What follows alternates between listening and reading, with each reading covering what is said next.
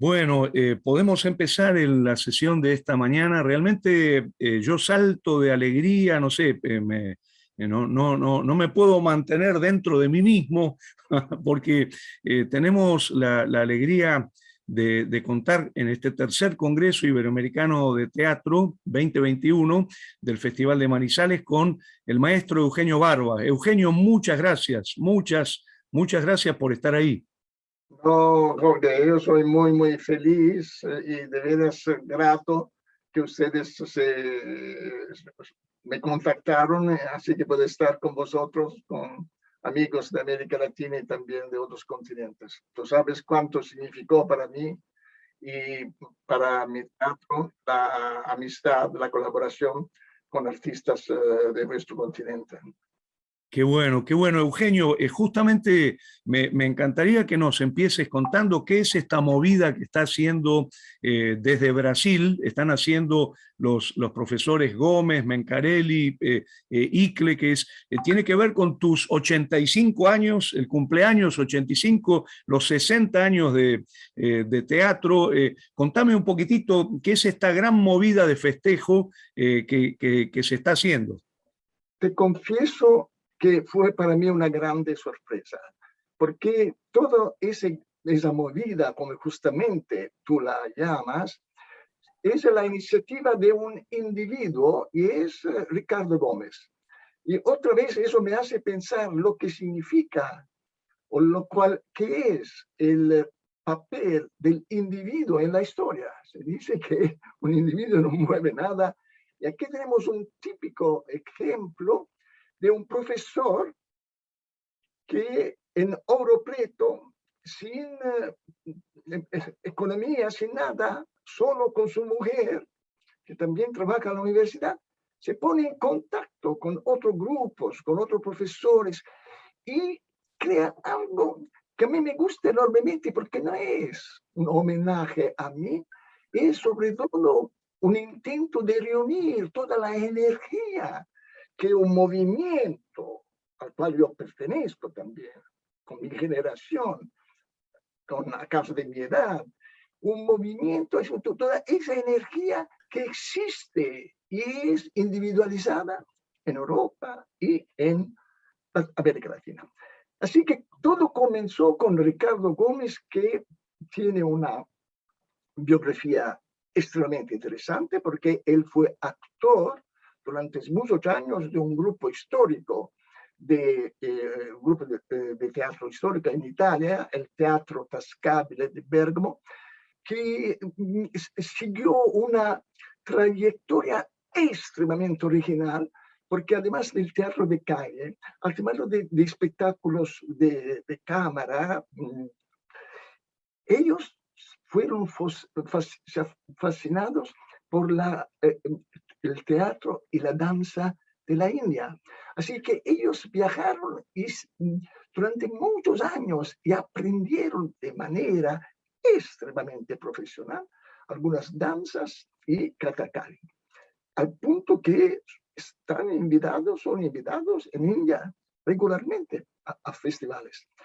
Ricardo no solo aprendió todo eso a Bergamo y en India, él también estudió, hizo un doctorado sobre el kathakali y volviendo en Brasil, después de muchos años, comenzó una carrera académica y él se recordó de mi cumpleaños, todo el mundo 85, ¿no? Qué bárbaro. Comenzó a crear eso, que es para mí como un encuentro, como los encuentros presenciales que los grupos han hecho desde el 76, cuando yo por la primera vez reuní los grupos, que se intercambiaban informaciones a nivel de entrenamiento, a nivel de práctica sobre todo, sin discutir sobre política o sobre la finalidad y los objetivos, es decir, a nivel de una identidad profesional. Y es lo que también esa movida es para mí, un encuentro donde el mundo latino, Italia y Latinoamérica, se está juntando con partes del mundo anglosajón, porque hay muchos también de Inglaterra que se están acostando y participando a ese gran diálogo. Qué bueno. Sería fantástico si se pudiera ser como una tradición que, a pesar que no sea de presencia, permite ese encuentro, ese diálogo, esas posibilidades de colaboraciones.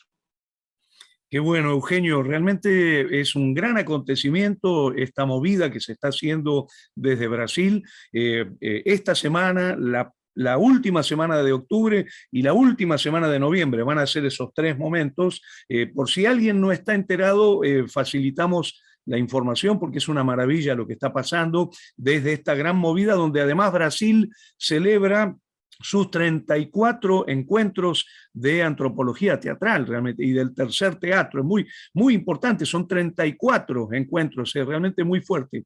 Ahora, Eugenio, yo te quiero preguntar por un gran acontecimiento bibliográfico que es la publicación en español recientemente en España de los 5 continentes del teatro. Enseguidita te quiero preguntar sobre eso, pero antes me gustaría preguntarte por, digamos, cómo viviste estos meses de pandemia y cómo ves a futuro, cómo viviste este periodo que fue una pesadilla realmente para el teatro y cómo ves que se abre, digamos, el futuro para esta actividad que tanto amamos.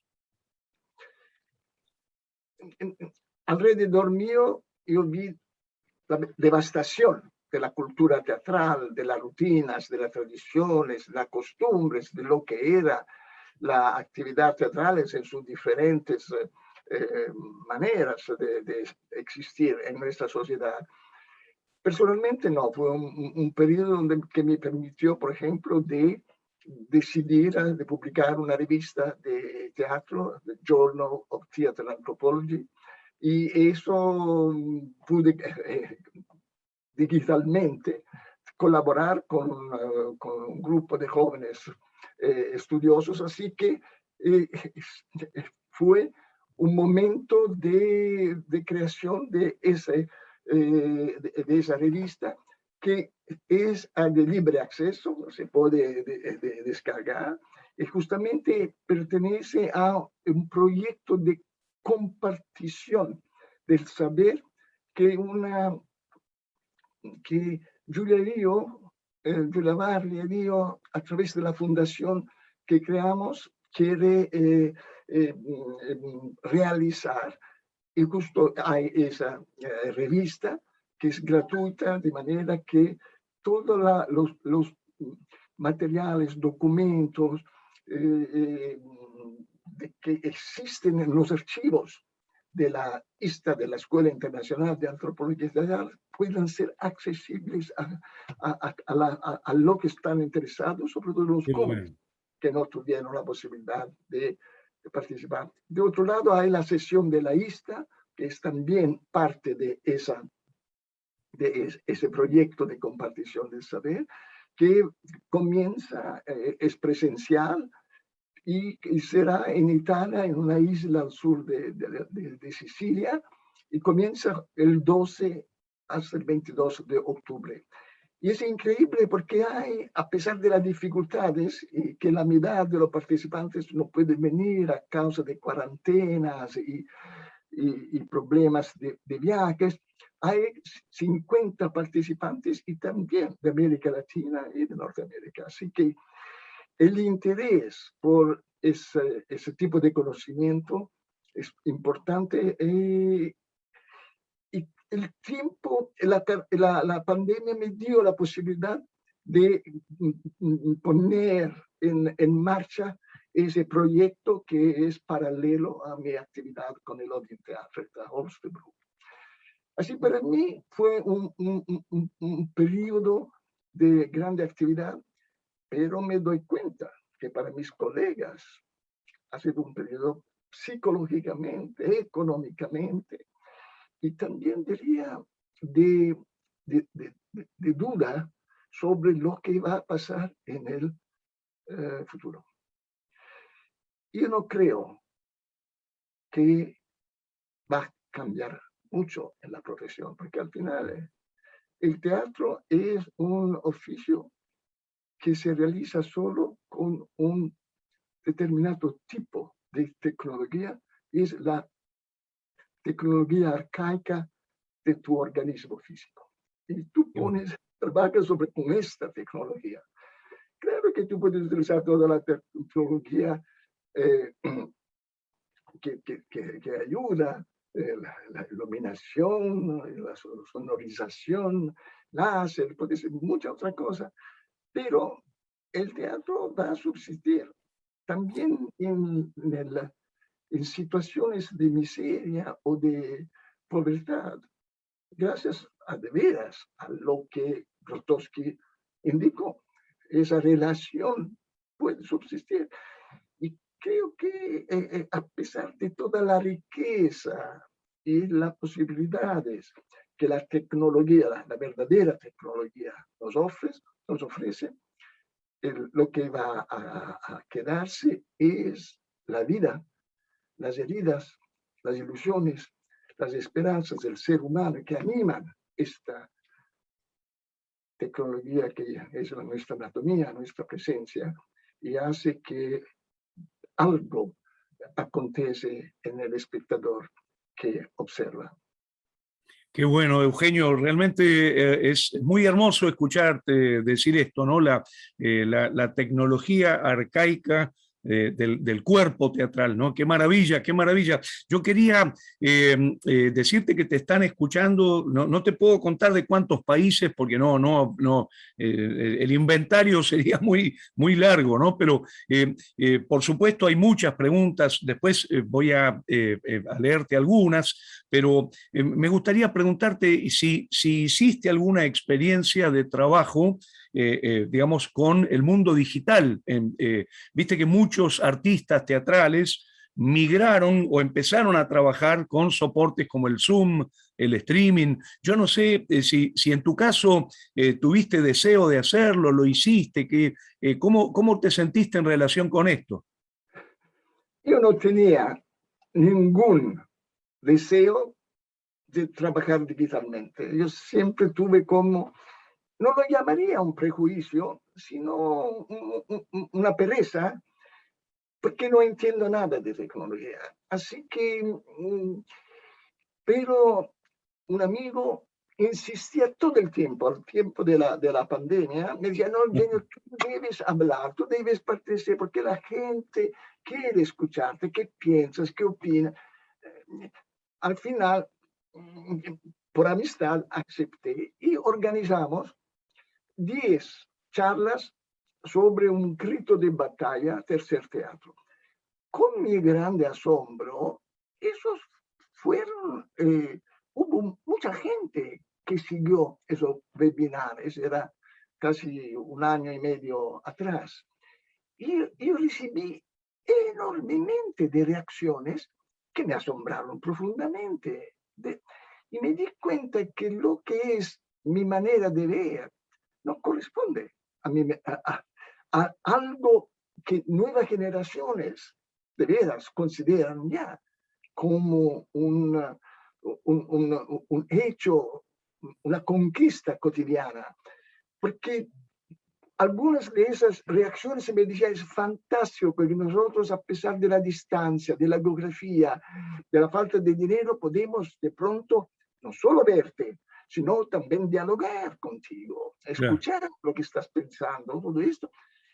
Y eso te confieso, no solo me asombró, me hizo reflexionar mucho al punto que decidí que toda la actividad, una parte importante de la actividad de la Fundación Barba Barley, trabaje solo digitalmente para permitir justamente que eso material que tenemos y que normalmente se venden libros, etc., pueda ser digitalmente accesible Bueno.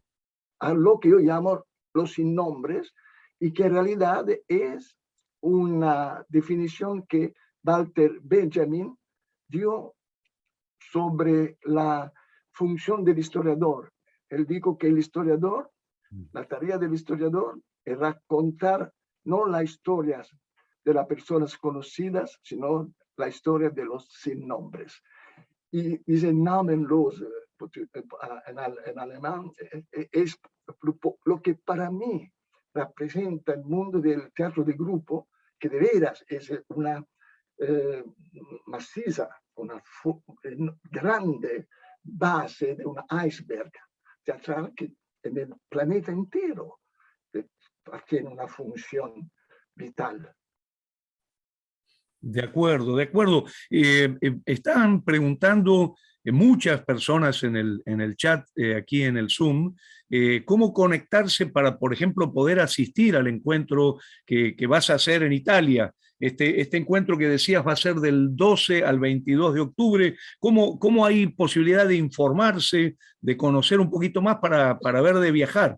Es muy simple. Tú puedes conectarte a un sitio que se llama Linee Libere o ISTA Online. Si tú pones ISTA Online, que es .org, ISTA línea online org, allá hay informaciones sobre esa ISTA, sobre el curso digital, sobre las 10 películas, 10 lecciones de antropología teatral que Claudio Coloberti, un filmmaker italiano, y yo estamos preparando y que tendrían que ser accesibles entre octubre en nuestros sitios de la fundación. También la Fundación Barbadale hay todas esas informaciones. De acuerdo, de acuerdo. Hay mucho para preguntarte, Eugenio, realmente, pero me encantaría que nos hables un poquitito de este gran acontecimiento que es la publicación de Los 5 continentes del teatro, el libro que hiciste con Nicola Savarese, que trabaja sobre la idea de la materialidad, ¿no? El subtítulo del libro, que realmente es un libro fundamental, bueno, como El arte secreto del actor, el otro libro que hiciste con Savarese, digamos, es hechos y leyendas de la cultura material del actor. Contanos un poquito qué es esto de los 5 continentes del teatro. Ahí estamos mostrando la tapa del libro, ¿no? En la edición española. Es uno de mis recuerdos más fuertes de los comienzos de mi carrera teatral era ese deseo de conocimiento para poder practicar, sentirme seguro en el momento del trabajo práctico. Y yo leía muchos libros. Y los libros de los historiadores me contaban de movimientos filosóficos, de ideología, de la influencia de Shakespeare sobre los románticos franceses o de la influencia de Bergson sobre Pirandello. Es decir, que yo nunca podía encontrar libros que me ayudaran técnicamente, prácticamente. Era como si toda la literatura sobre el teatro hablara de textos y de edificios teatrales, de arquitectura. Todo lo que de veras es el teatro, la técnica, no había un libro de historia de la técnica. Yo siempre preguntaba a mis amigos historiadores, ¿por qué no hay un libro que cuenta la verdadera historia del actor, que es una historia de técnica, que se pasa de generación a generación? ¿Y cómo lo hacen? Y nadie era capaz de darme la respuesta. Así que con Nicola Savarese, después de los 5, del arte secreto del actor, que permitía de analizar los principios de la antropología teatral, porque lo que para mí fue fundamental después de casi 15 años de experiencia, o casi 20, fue de comparando las diferentes formas, estilos las convenciones que los actores utilizan. No dejar que mi mirada se pare a la superficie. ¿Qué hay atrás? Y atrás yo descubro una serie de principios que tienen que ver con la presencia. Así que se vuelve claro que un actor, la primera cosa que trabaja no es la idea, sino es cómo ser eficaz hacia el espectador. Es decir, si yo te hablo, ¿cómo tengo que hablar? De manera que, sí, el sentido del texto, las asociaciones que yo quiero que lo que yo digo despierte, pero es algo de material. Y él intenta encontrar todo eso. El gesto que yo hago, ¿cómo tengo que hacerlo? Así que yo cubro todo o solo indico con un dedo, por ejemplo, un pequeño... El actor trabaja de esa manera y los directores también. Todo eso, ese conocimiento incorporado, no existe. O mejor, existen algunos libros que aparecen en el siglo XX y son libros de métodos de Stanislavski, de Brecht, de Grotowski al final, que dicen, esto yo hice y esto funcionó para mí. Pero, y tiene razón.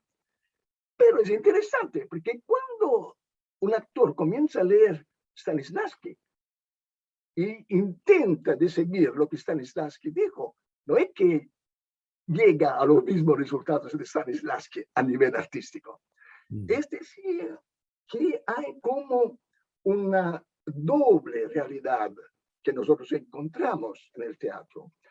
Una es la imaginación, lo que caracteriza nuestra fuerza o nuestra motivación creativa. ¿Por qué hacemos teatro? Y eso es algo que no dominamos. Aquí son de veras fuerzas oscuras que nos dirigen. La otra es casi algo de muy calculado, es una sabiduría que tú puedes analizar y que tú aplicas justamente a esas fuerzas oscuras. Entonces, cuando tú lees un libro de Stanislavski o de Brecht o sobre la creación colectiva, tú trabajas con lo que es el aspecto calculado que te permite de utilizar elementos de principios técnicos. Es decir, la técnica es un saber hacer. ¿Qué es una técnica? Yo soy hacer. Pero lo que determina todo eso no es que yo sigo Stanislavski o sigo Grotowski o sigo la creación colectiva. Lo que determina la fuerza de lo que un actor o un director hace es de la otra parte, lo que yo llamo la imaginación, el caballo ciego dentro de él, la fantasía, la rabia, elementos que son las tensiones que animan todos esos principios y tienen un impacto sobre el espectador. ¿Cómo hacer todo eso en un libro? Y comenzamos, es un libro que 20 años, exactamente 20 años hemos utilizado, porque al comienzo no sabíamos cómo hacerlo. Qué bárbaro. Había más colaboradores y ellos al final se cansaron, se alejaron. Así que yo en Nicole al final, solo después de 15, 16 años, comenzamos a comprender y las estructuras, porque habíamos hecho el arte secreto del actor sobre los principios de la antropología teatral, es decir, de cómo un ser humano trabaja con su propia tecnología arcaica, con el cuerpo. Pero si tú haces teatro, exacto, sí, sí. Si tú haces teatro, tú necesitas algunos apoyos, todo lo que se llama técnicas de ayuda. entonces tienes que vender entradas, tienes que tener un lugar, tienes que tener un permiso de la policía, tienes que tener... y todo eso son, es lo que determina al final mucho los resultados o el proceso de trabajo de un actor.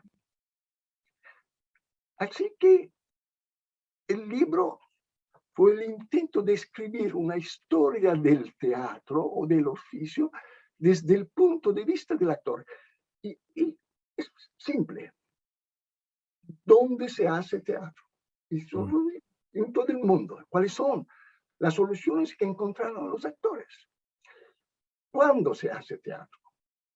Por ejemplo, el teatro se ha hecho a menudo hasta durante el día, nunca por la noche. Ahora es el contrario, siempre por la noche. Pero se hacía al tiempo de Shakespeare, se hacía a la luz del día, se hacía. Así, y un montón de otras cosas. ¿Cómo se hace teatro? Las diferentes técnicas que se han utilizado por actores en todo el mundo. ¿Para quién tú haces teatro? Y al final, la pregunta fundamental, ¿por qué se hace teatro? ¿Por qué tú haces teatro? Así que el libro cuenta en 5 secciones todas esas preguntas que tienen que ver con la materialidad de nuestro oficio. Y hechos y también leyendas, porque es interesante como cada cultura que tiene un teatro profesional, es decir, un teatro que surgió para vender espectáculo, para vender entretenimiento, porque así ha sido el teatro en Europa. No es algo que viene de los rituales o de la tragedia en Atenas. Y entonces, todos esos teatros venales, yo diría, tienen como leyendas. Nosotros en Europa tenemos el teatro occidental Dionisos, y bacantes y todo eso, como rituales que no tienen nada que ver en realidad con el verdadero teatro europeo que comenzó en el siglo XVI con compañías de la comedia del arte que después. Así eso fue el gran desafío que en el colegio nos pusimos, y de veras es un libro con 1400 ilustraciones, porque es importante que todo esto no sea conceptos, páginas de escrituras, porque el teatro es ver, visual, teomai, es la palabra misma, teatro significa yo veo. Así, todo eso está, es una descripción visual y comparativa, poniendo Japón con África, con Latinoamérica, con Europa, como las mismas situaciones por actores que vivían en culturas y en contextos diferentes. Qué bueno, qué bueno. Yo le agradezco a Angélica Castillo que nos permitió ver la tapa. Ya podemos volver y te voy a ir leyendo algunos mensajes, porque hay mensajes de toda Latinoamérica, por supuesto hay mensajes desde Europa, realmente una maravilla, pero me quería concentrar en uno de Jorge Nicosia desde Buenos Aires, desde Argentina, que dice, maestro, en estos 60 años de trabajo con el teatro, hubo cambios, hubo transformaciones, digamos, cómo empezó Eugenio Barba y cómo trabaja hoy. ¿Se parece el Eugenio Barba de los 20 años al Eugenio Barba que hoy está cumpliendo 85? No, claro que yo era muy diferente cuando comencé. Primero era más inseguro. Cuando yo comencé no sabía nada. Yo había vivido 4 años en Polonia, pero había seguido solo un año de escuela teatral, la había abandonada. Yo estaba en una especie de crisis existencial porque era comunista, de izquierda, y en Polonia había censura, había policía secreta, había artistas que terminaban en prisión, la gente no podía tener un pasaporte, no había libertad, así que los 3 años que yo pasé junto a Grotowski, que tenía la misma edad, él tenía 28 años cuando yo lo encontré, yo tenía 26, era más para proteger, defender su teatro que el régimen quería cerrar, porque no seguía las normas de producción del Estado socialista, porque no había muchos espectadores. Interesante. Entonces, que hacía espectáculos que han cambiado después de todo nuestro teatro, misión de pensar y hacer el teatro, pero no había espectadores en la ciudad donde él trabajaba. Así que yo utilicé esos años para viajar, escribir, sobre todo que fue la primera vez que yo decidí escribir. Yo nunca había escrito en mi vida, pero lo hice para defender ese joven director polaco que encontraba, vivía una injusticia.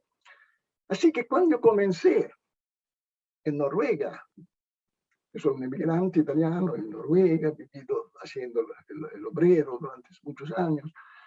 Cuando yo regresé en Noruega, no tenía mucha experiencia de director. Así que con jóvenes rechazados de la escuela teatral, yo comencé como un teatro de aficionado. Y lo que nos ha marcado a esa primera generación era que nosotros teníamos que conquistar el conocimiento. Nosotros no teníamos un conocimiento. Ellos tenían 17, 18, 19 años. Yo tenía 28 años. Así que eso, la conquista a través de un proceso autodidacta nos ha marcado profundamente, donde yo como director y ellos estábamos al mismo nivel. Así que nosotros y enseñábamos a los demás, algunos de ellos, y al mismo tiempo eran alumnos. Y todo eso nos ha, para mí, el teatro fue una manera de crearme una máscara, literalmente, porque yo quería evitar el racismo. Así que el teatro me daba la máscara de artista y siempre consideré el teatro como un refugio, y también la gente que pertenece al Odin Teatro en diferentes generaciones es gente que o fue excluida de escuelas teatrales o que tuvieron un grande sueño de revolución, de mudar el mundo, y después, cuando todo eso fracasó, encontraron en el Odin una manera de hacer política con otros medios, los del arte, del teatro. Tenía gente que utilizaba drogas, que se salvaron justamente gracias a una disciplina artesanal. Siempre en el teatro, para mí fue fundamental lo que había aprendido en mi taller mecánico cuando yo era soldador. El propietario me decía siempre, ¿es esto el mejor resultado que tú puedes obtener en tu trabajo? ¿No? Tú estás ofreciendo tu trabajo a una persona, así debe ser el mejor. Y esa ética profesional yo he seguido en el Odin, y esto todavía existe. Si yo aún hoy soy muy exigente hacia mis actores y hacia mí mismo, es porque el verdadero enemigo somos nosotros mismos. Nosotros hacemos los compromisos. El ejemplo que te puedo dar, que es posible mover algo, es el ejemplo de Ricardo Gómez en Ouro Preto y Crimen. El Brasil en ese momento es terrificante, terrificante. Tú no tienes nada que te dé algo de optimismo. Es terrible. Y él es capaz de hacer todo eso en su vida. Es posible. Así es, cuando tú me preguntas la diferencia, claro, al comienzo era muy inseguro, pero yo siempre tuve la sensación que el individuo cambia el mundo. Yo tenía ejemplos muy simples. Tenía el ejemplo de Mandela, tenía el ejemplo de Fidel Castro, tenía el ejemplo de Aung San Suu Kyi en Burma, hay individuos. Yo tenía el ejemplo de toda la resistencia al nazismo en Europa durante la Segunda Guerra Mundial. Algunos individuos comenzaron cuando Hitler había conquistado toda Europa. Y era casi imposible, solo los estúpidos podían imaginar de poder combatir contra el poder nazista. Así, eso siempre fue lo que me acompañó junto a la idea que el teatro es un refugio y que tú debes proteger con el prestigio de la calidad de lo que tú haces. Qué bueno, Eugenio, realmente para el tercer Congreso Iberoamericano de Teatro y el Festival de Manizales es un gran acontecimiento esta charla, este diálogo que estamos teniendo con vos. Hay muchísimos mensajes, realmente hay muchos, muchos. Y yo quería leerte uno más de Leandro Siciliano. Dice, Barba, si usted tendría que destacar algún momento de su experiencia actoral, ¿cuál sería? ¿Y por qué lo recuerda como el más importante? Digamos, ya no te preguntamos tanto por las transformaciones y los cambios a través del tiempo, sino por ese momento radiante, ese momento, digamos, pregnante en tu historia como actor.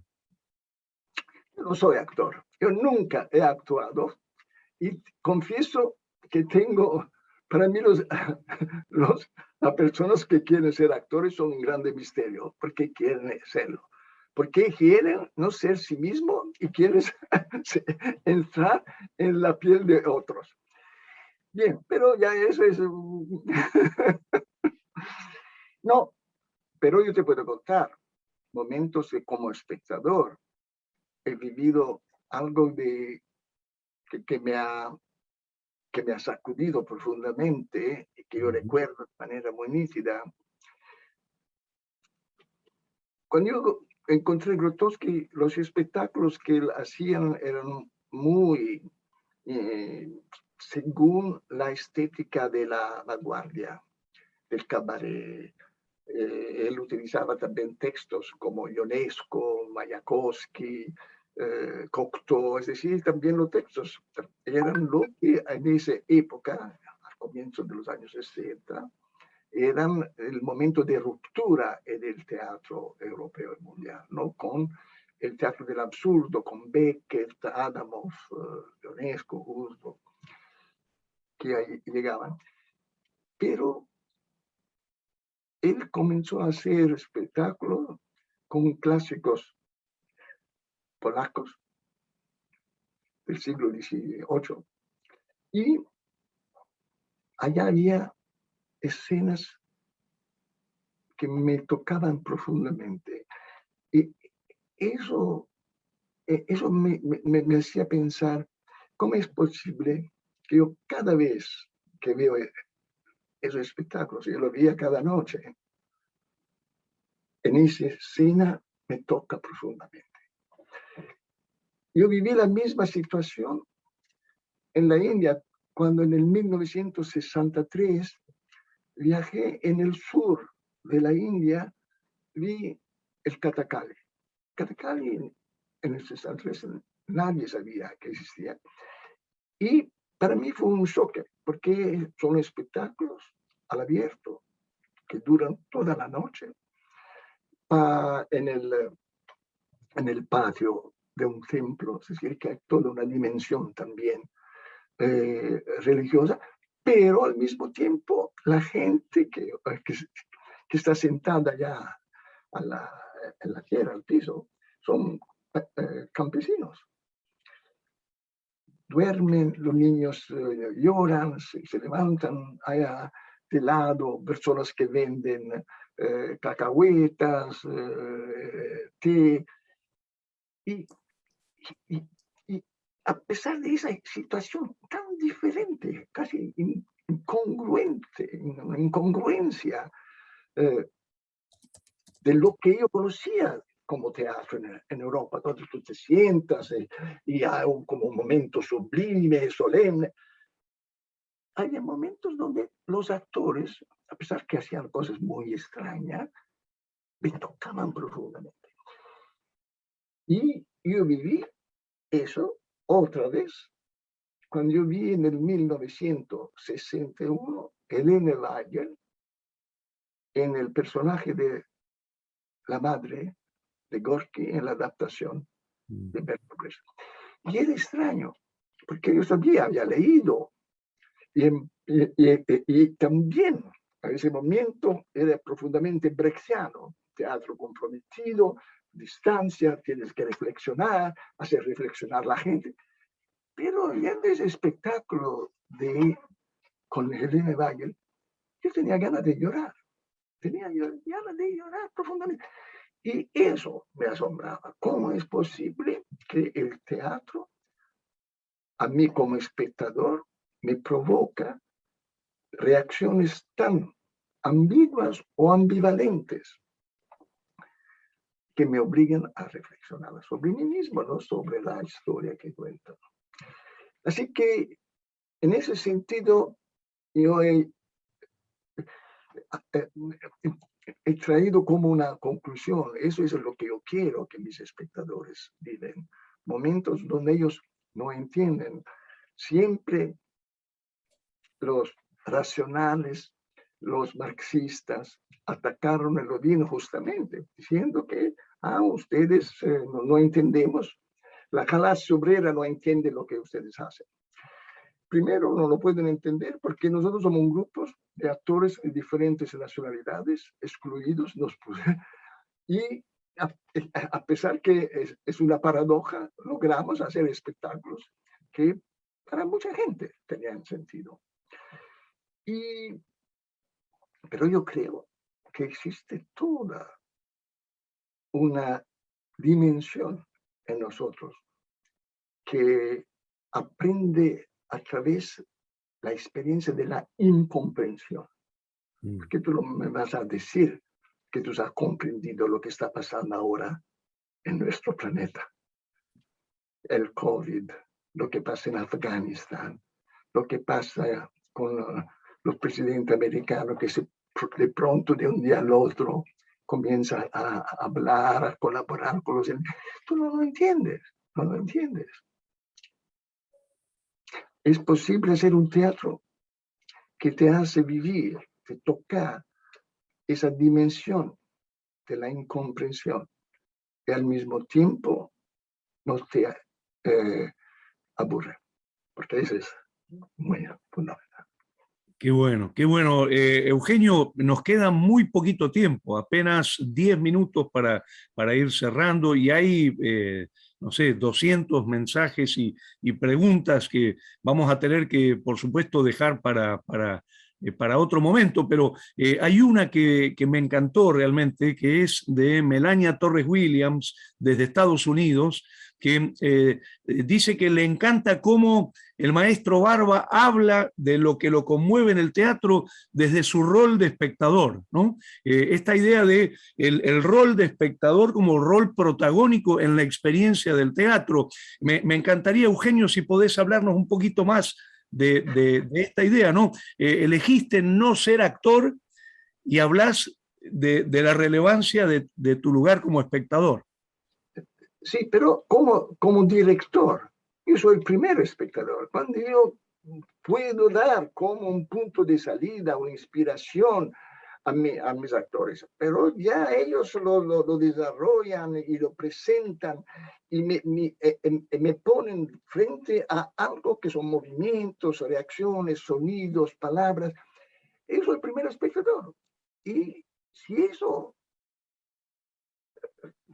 no me toca, yo entonces tengo que trabajar con él para encontrar juntos el camino para que al final me toque, porque si no me toca, yo no lo hago pasar.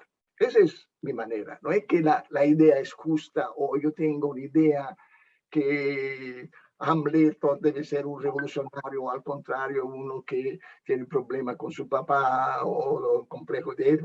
No, yo no trabajo sobre eso, trabajo con situaciones, palabras que si no se transforman en algo, son comprensibles cuando lo escucho, pero si no se transforman en algo de incomprensible, no me tocan. Así que cada director tiene su manera de trabajar. No digo que esa es ni un método, es mi manera de utilizar todo lo que yo ignoro, que yo no tengo una gran ignorancia del oficio del director. Hay directores que admiro enormemente porque saben de veras crear espectáculos a nivel de iluminación, de coreografía. Yo no soy capaz de todo eso, pero para mí es fundamental como primer espectador ser tocado, porque yo veo cada noche mis espectáculos, y si yo me aburro sería terrible. Por eso debe tener como una parte incomprensible, enigmática, que todo el tiempo me estimula y me sacude y me obliga a descubrir algo de nuevo. Qué bueno, Eugenio, qué bueno. La verdad, es un gran acontecimiento escucharte. Es un placer enorme. Enseguida vamos a recapitular todas las referencias que hiciste para poder seguir en contacto y conectados, ya sea a través de los libros, de esa revista digital que mencionaste, el encuentro de lista, lo que está haciendo Ricardo Gómez en Brasil, pero yo te hago una pregunta combinada. Guadalupe Alvarado, desde México, pregunta si en los 5 continentes se recupera la idea de la práctica ritual en el teatro. Y por otro lado, quería combinar esta pregunta con una pregunta de Héctor Correa, que ya llego porque tengo que recorrer todo de una punta a la otra el chat que está que arde, y dice Héctor Correa: ¿cómo ve el trabajo actoral y teatral actualmente en la lucha social? ¿No? Guadalupe Alvarado pregunta por el rito, y Héctor Correa pregunta por la lucha social desde el teatro.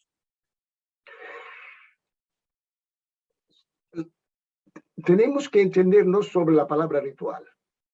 El ritual es una situación de comunicación.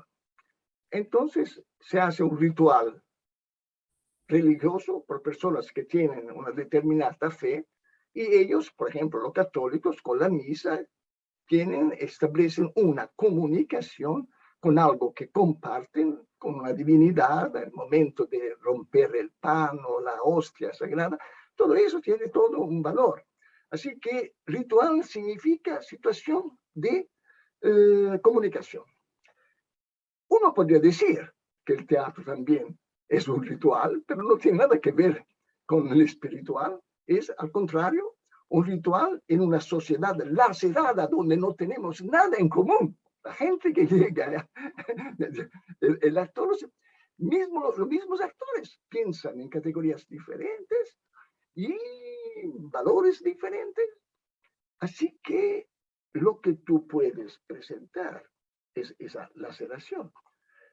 Pero el teatro es un ritual en el sentido que para establecer una comunicación, tú debes utilizar algunas convenciones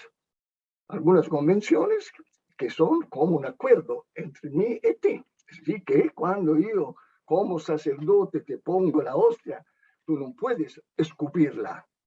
No, tú debes aceptarla como católico en el ritual.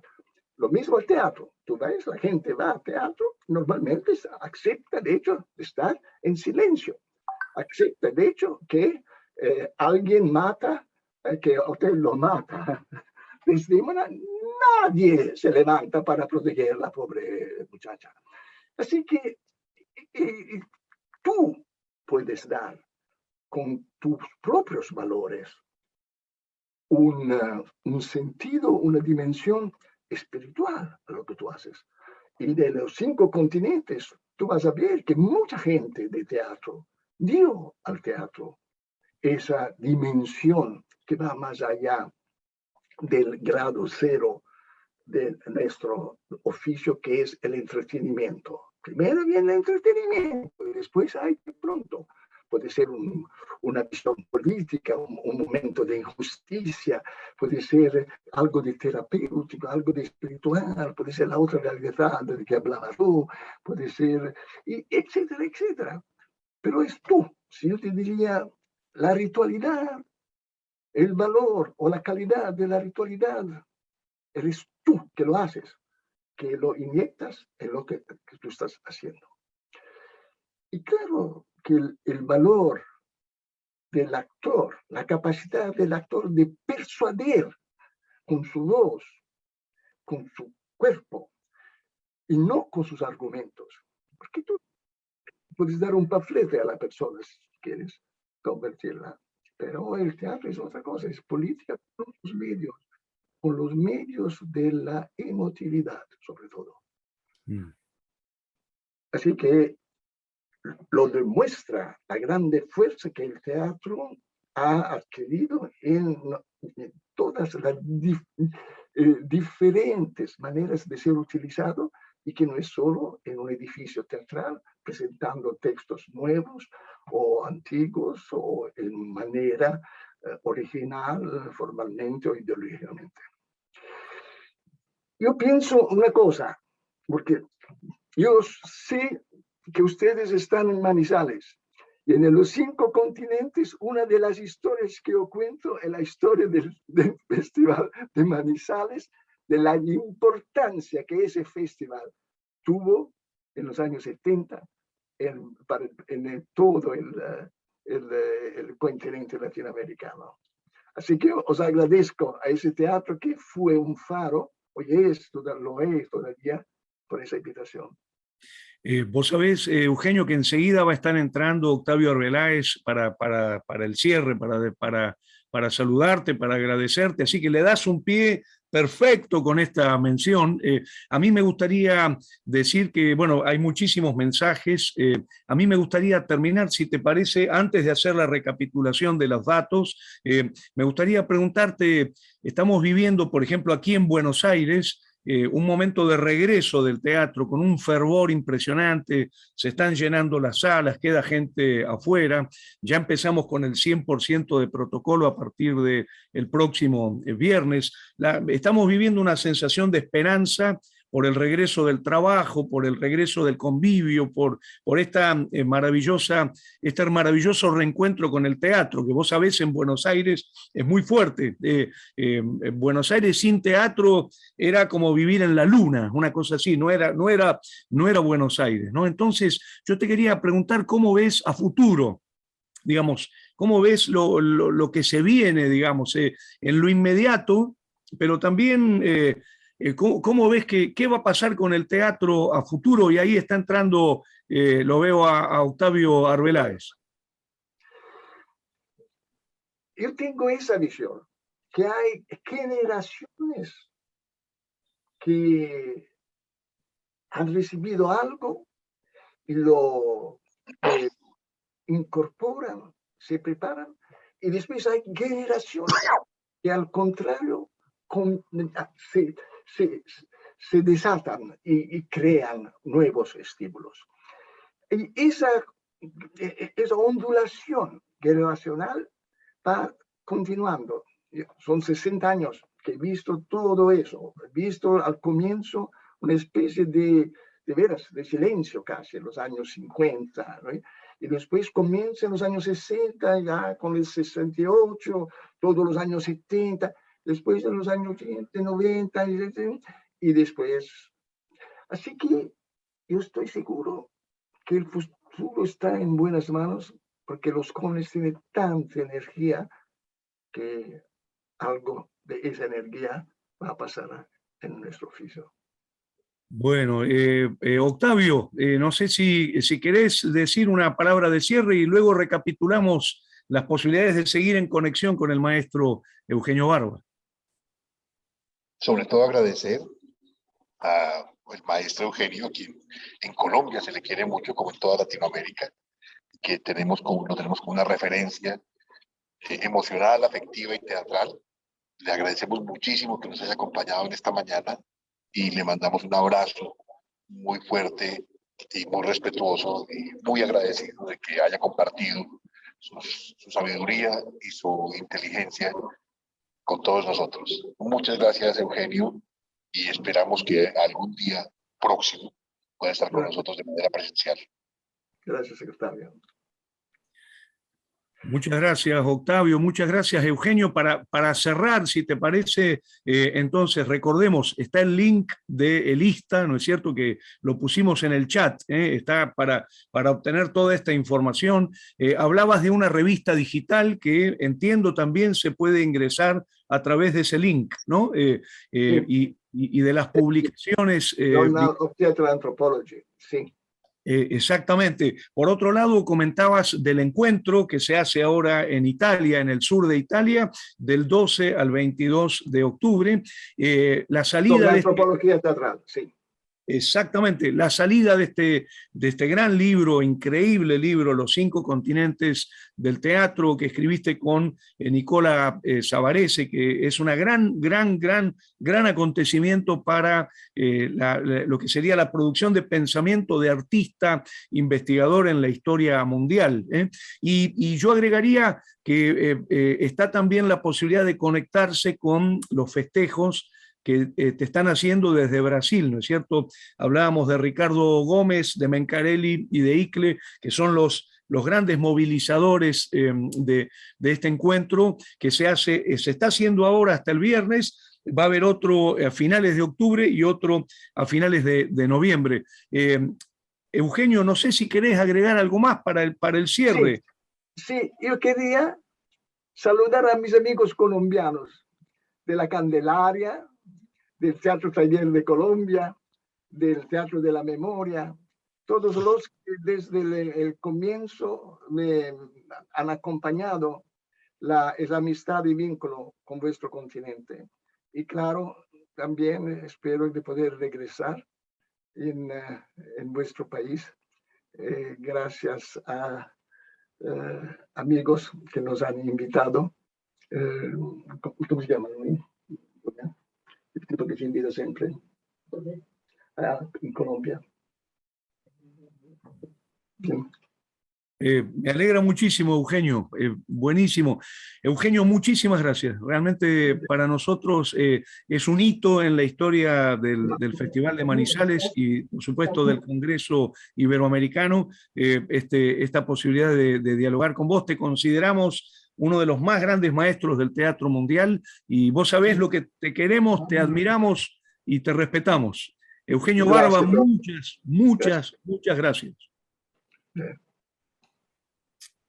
Hasta pronto. Muchas gracias.